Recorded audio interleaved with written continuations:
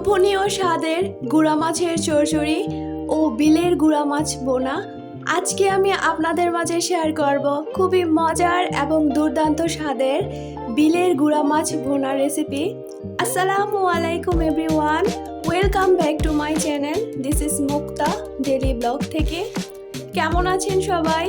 আশা করি ভালো আছেন। আলহামদুলিল্লাহ, আমিও ভালো আছি। আজকে আমি খুবই মজার এবং দুর্দান্ত স্বাদের একটি রেসিপি শেয়ার করব, তা হলো ছোট মাছ বা গুঁড়ো মাছ চচ্চড়ি। এটা খুবই মজার, যা এক প্লেট ভাত চেটেপুটে খাবেন। তাহলে চলুন রেসিপিতে যাওয়া যাক। সেই সাথে ছোট্ট একটি লাইক দিয়ে আমার সাথেই থাকার অনুরোধ রইল।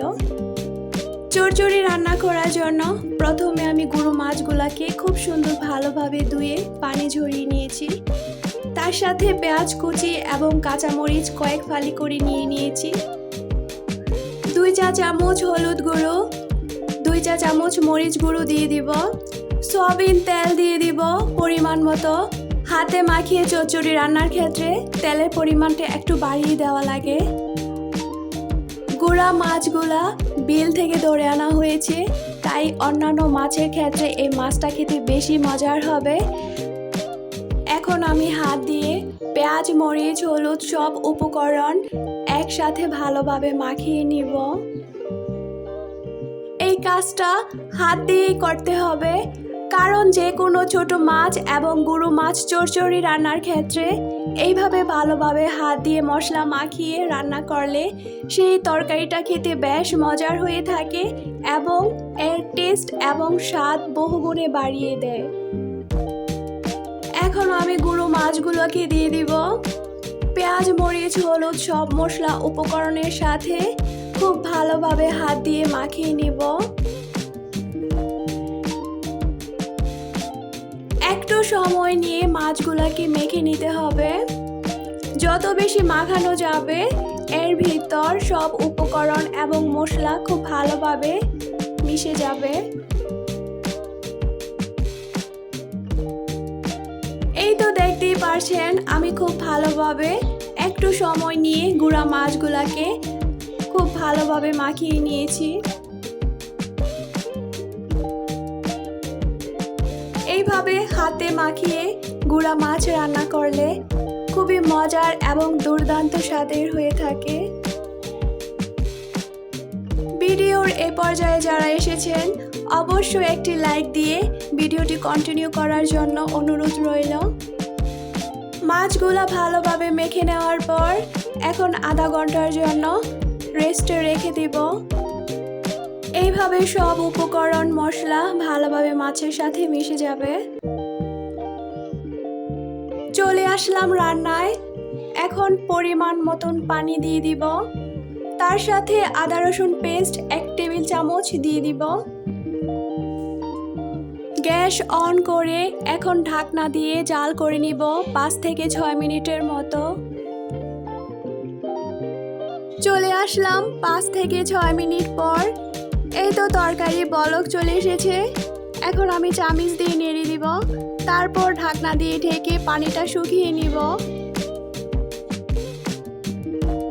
পানিটা যখন শুকিয়ে আসবে এখানে আমি রসুন কুচি দিয়ে দিব। মাছের চচ্চড়িতে হাতে মাখিয়ে রান্না করলে এভাবে শেষ মুহূর্তে কিছু রসুন কুচি দেওয়া হলে সেই চচ্চড়িটা খেতে বেশ মজার হয়ে থাকে এবং খুব সুন্দর একটা ফ্লেভার আসে।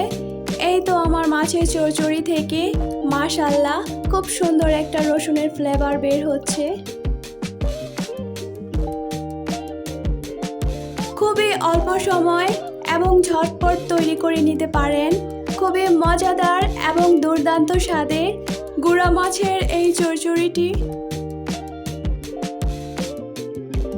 গুঁড়া মাছের এই চচ্চড়ি খুবই অল্প সময়ের ভেতর রান্না করে নেওয়া যায় এবং এখানে পানির পরিমাণও খুব কম দেওয়া লাগে। এই তো আমার মাছের চচ্চড়ি পানিগুলা শুকিয়ে এসেছে মোটামুটি। মাছের চচ্চড়ির উপর তেলগুলা খুব সুন্দরভাবে বেশি উঠেছে।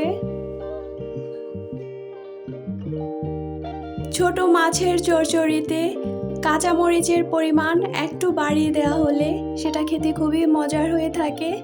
তার সাথে ধনেপাতা কুচি অ্যাড করলে, আমার কাছে ধনেপাতা ছিল না তাই আর দেওয়া হলো না। এই তো আমার ছোট মাছের চচ্চড়ি প্রায় হয়ে গিয়েছে। মাশাআল্লাহ, তার সাথে অনেক সুন্দর ঘ্রাণ বের হচ্ছে ছোট মাছের চচ্চড়ি থেকে।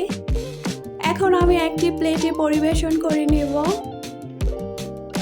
আমার রেসিপি একবার ফলো করে এইভাবে হাতে মাখিয়ে খুব সহজে এবং মজাদার স্বাদে বানিয়ে নিতে পারেন সেরা স্বাদের গুঁড়া মাছ বা ছোট মাছের চচ্চড়ি রান্না। গুঁড়া মাছের চচ্চড়ি বা ছোট মাছ বোনা আজকের এই রেসিপি সবার কাছে কেমন লেগেছে অবশ্যই কমেন্ট বক্সে জানিয়ে যাবেন এবং ভালো লাগলে অবশ্যই চ্যানেলটি সাবস্ক্রাইব করে পাশে থাকবেন। আজ এই পর্যন্তই, দেখা হবে নিত্য নতুন কোনো এক ভিডিও নিয়ে। সেই পর্যন্ত সবাই ভালো থাকুন, সুস্থ থাকুন। আসসালামু আলাইকুম।